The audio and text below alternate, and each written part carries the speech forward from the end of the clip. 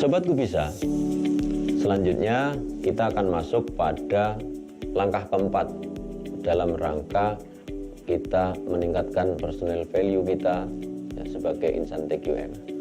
Pada langkah keempat ini kita harus mampu meningkatkan kepekaan kita, meningkat perasaan malu kita terhadap sebuah kegagalan atau kesalahan. Kita ambilkan sebuah contoh. Sobatku Bisa ya, atau kita misalkan diminta untuk melakukan suatu proses ya. Kita sebagai seorang tukang memasak, juru masak, kemudian kita diminta untuk melakukan proses masak ya, membakar ikan, ikan yang lebih besar, misalkan ikan bandeng.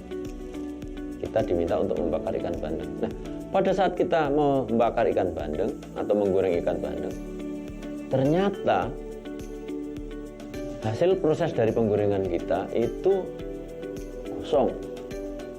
Nah, ketika gosong, loh, kok menggoreng ikan gosong? Sebagai insan yang memiliki personal value ya, tentang TQM, tentu akan merasa malu, sehingga mempelajari atau mengambil hikmah dari proses yang salah tadi atau yang gagal tadi untuk tidak terulang di masa yang akan datang. Sehingga ketika berikutnya itu kita diminta untuk melakukan proses masak, baik itu menggoreng ataupun membakar ikan ya, menggoreng atau memasak ikan. Katakanlah berikutnya kita diberikan ikan bawal ya, atau ikan barunang. Pada saat itu kita harusnya tidak boleh gosong. Nah, tapi kalau itu terjadi, katakanlah gosong kembali, kebanyakan dari kita itu akan mencari alibi. Bagaimana cara mencari alibinya? Yang kemarin gosong, kenapa sekarang gosong? Maka untuk mencari alibi biasanya, yang kemarin itu kan ikannya modelnya pipih dan panjang. Sekarang kan ikannya modelnya lebar. Ini adalah teknik ngeles biasanya. Tapi sebagai insan yang memiliki value, personal value sebagai TQM, maka akan menyampaikan atau akan belajar dari kasus yang pertama, dianalisa apakah apinya yang terlalu besar, apakah waktu prosesnya yang terlalu lama, ataukah karena tidak fokus. Nah, untuk itu pada proses berikutnya ya, dicari permasalahannya ya. Dengan meningkatkan rasa malu sudah melakukan kegagalan kemudian melakukan perbaikan ya, ini hasilnya akan menjadi orang yang maju karena kita bisa mengambil hikmah atau mengambil sebuah pelajaran dari kegagalan yang pernah kita lakukan. Sobatku Bisa, itu adalah contoh kasus yang pertama. Nah, sekarang bagaimana kita harus meningkatkan ya, rasa malu kita ya, kita ambil contoh kasus yang kedua. Kalau tadi adalah menggoreng sama-sama ikan atau membakar sama-sama ikan, tapi pada kasus yang kedua ini kita rubah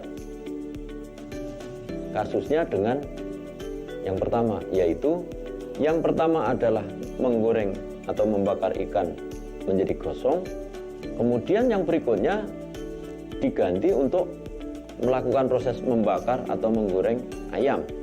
Kalau insan yang memiliki personal value TQM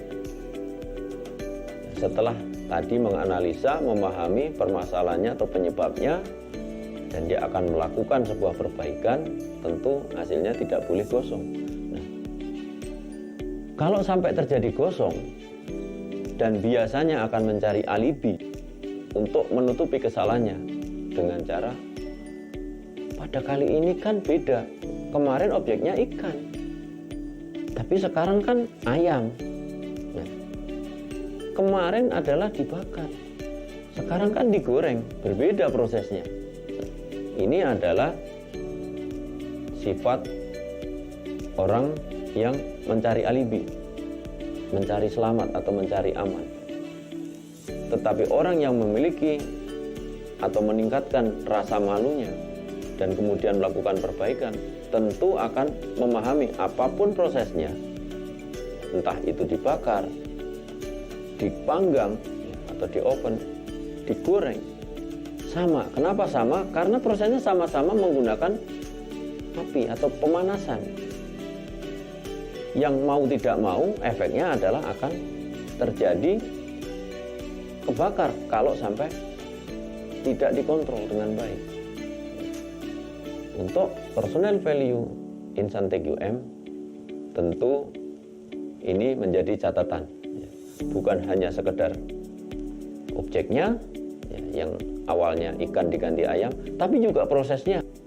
Karena mengandung sama-sama, yaitu mengandung sama-sama panas, unsur panas, yang bisa mengakibatkan gosong.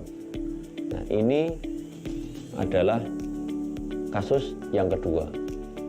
Dan teknik keempat atau cara untuk mengasah kemampuan kita, personal value kita sebagai insan TQM. Nah, dari kemampuan ini kita ke depan bisa maju ketika kita selalu bisa mengambil hikmah dari kegagalan tersebut.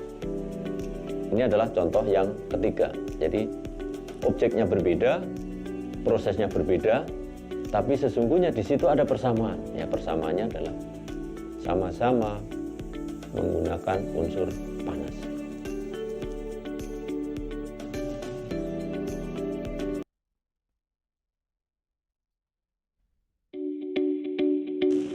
Sobatku Bisa, pada video kali ini kita akan membahas bagaimana teknik memecahkan masalah melalui 8 langkah PDCA, yaitu menggunakan teknik QC atau teknik Total Quality Control Circle.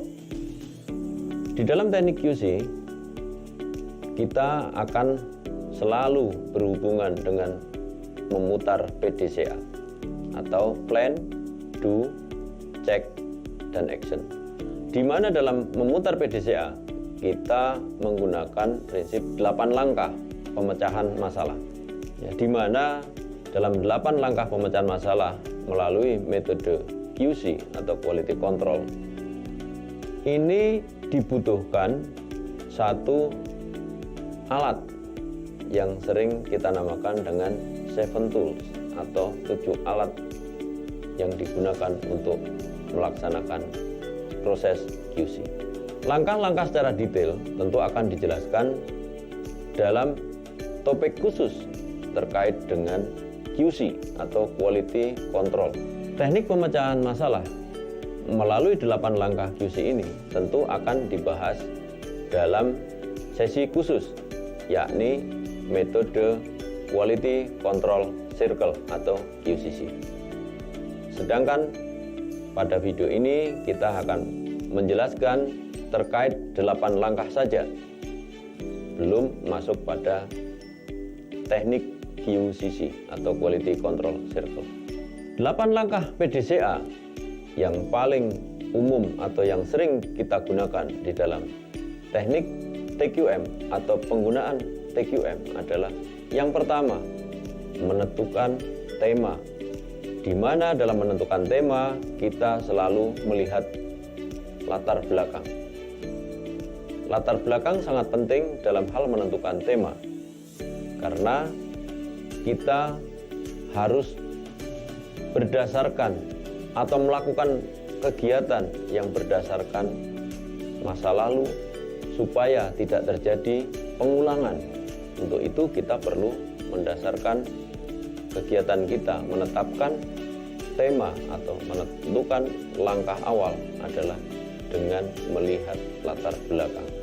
Kemudian langkah kedua adalah menentukan judul dengan melihat kondisi pada saat ini. Nah, setelah kita bisa melihat kondisi pada saat ini, tentu kita harus melengkapi target apa yang harus kita capai dengan menetapkan judul dan melengkapi kondisi saat ini, data-data yang ada pada saat ini kemudian kita setting target atau sasaran yang ingin kita capai. Itu adalah langkah kedua. Pada langkah ketiga, kita akan melakukan analisa masalah. Masalah-masalah yang ada itu kita kumpulkan, kemudian kita lakukan proses analisa.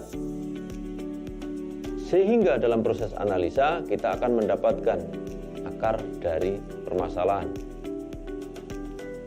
Dan ketika kita sudah mendapatkan akar permasalahan, maka kita bisa melakukan langkah berikutnya atau langkah yang keempat,